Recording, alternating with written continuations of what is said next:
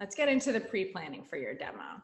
So there are ways that you can plan your lesson and plan for that day so that you'll have the highest chance of success. And we're going to share it with you exactly how to do that.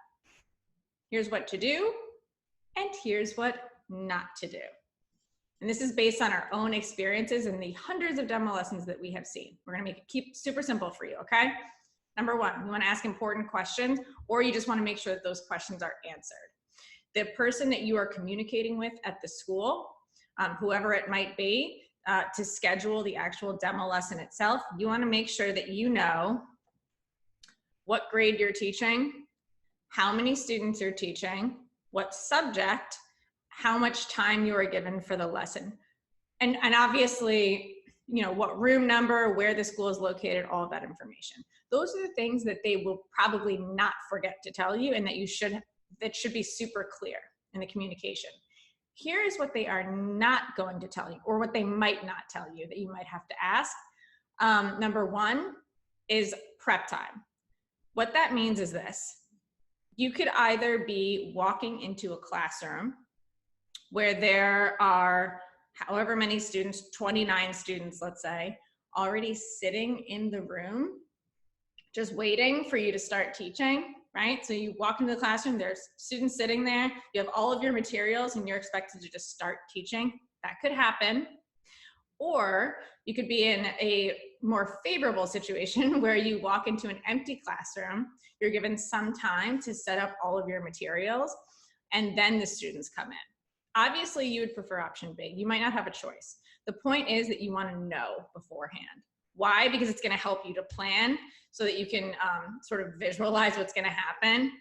If you're going to be walking in, you have to hit the ground running because there's students that are sitting there already. You want to know beforehand. You want to be ready for it. So ask that question. You also want to just ask about their access to technology. You want to make sure that you have all of the hookups that you need so that when you arrive that day, you're not stuck having to wing it because you didn't bring a certain connector or they don't have access to a smart board in their room, for example. So just ask the questions. If it matters. If it doesn't matter and you're not using technology, then obviously you don't need to ask that. You want to also plan a standalone lesson. What that means is that the students should be able to, the majority of students should be able to master the objective in the amount of time that they are giving you. So it shouldn't be, in other words, it shouldn't be dependent on previous lessons for those students to master the objective. Then you also, this seems obvious, but it's actually not done fairly often. You want to plan around your strengths. So all of you have anywhere from 1 to 1 million different things that make you amazing as a teacher. Yes, you do. And this is funny because this is where teachers struggle the most, is thinking about what their strengths are. Teachers tend to be focused on the negative and what they're not doing well. That's just been my experience. You want to make sure whatever those strengths are, that you build them into your lesson so that you can showcase those talents. So for example, if you are, you do an amazing read aloud, super animated, students are always really engaged, you do all the voices. If this is lower grades, you want to have an excerpt of a read aloud as part of your demo lesson. If you love music, you want to make sure that you incorporate music. If you are very, if you're amazing with technology and you are always thinking of clever ways to incorporate technology into instruction, make sure that you showcase that, okay? If you're a great storyteller, tell a story. These are just examples, but right now what I want you to do is just think, take a minute and just think about what your strengths are as an educator. Then I want you to think about how you're planning on incorporating those into building those into your lesson. So what are your strengths and how are you going to build those into your lesson plan? Take a minute and think about it. Now here's what not to do. And again, this is based on what we have seen. Your professors or teachers that you work with might tell you something differently, but we can assure you that what we are saying, this is true, okay? So follow our advice. Here's what not to do. Do not be afraid to state your preferences if they ask you.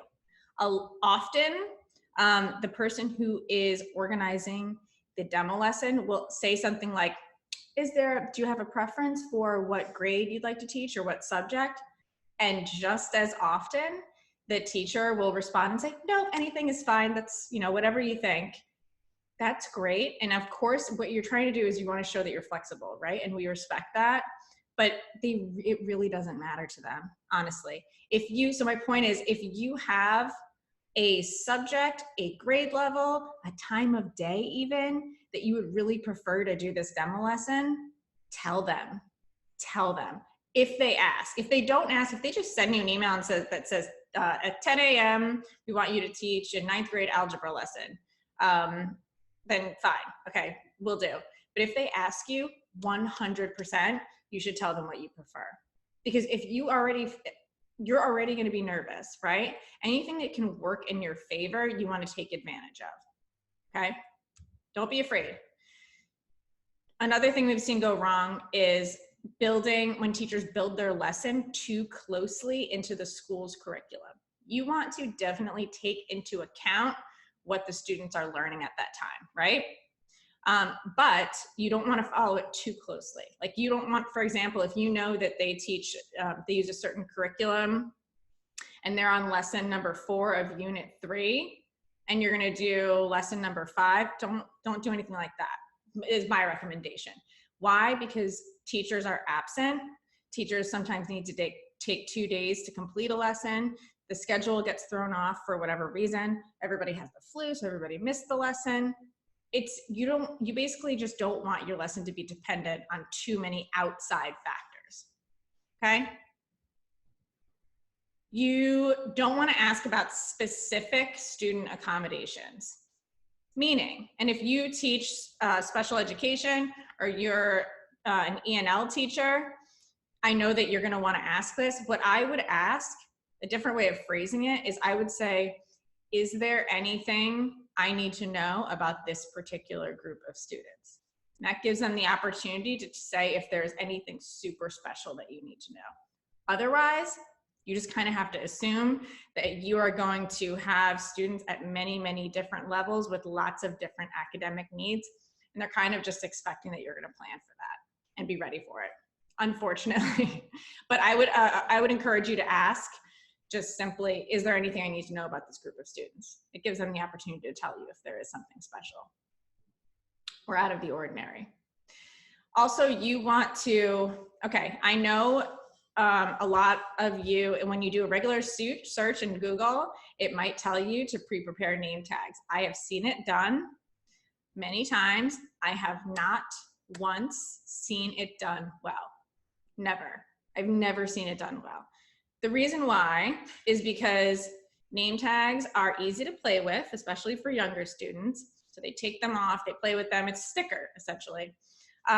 Names are spelled wrong. Students are absent.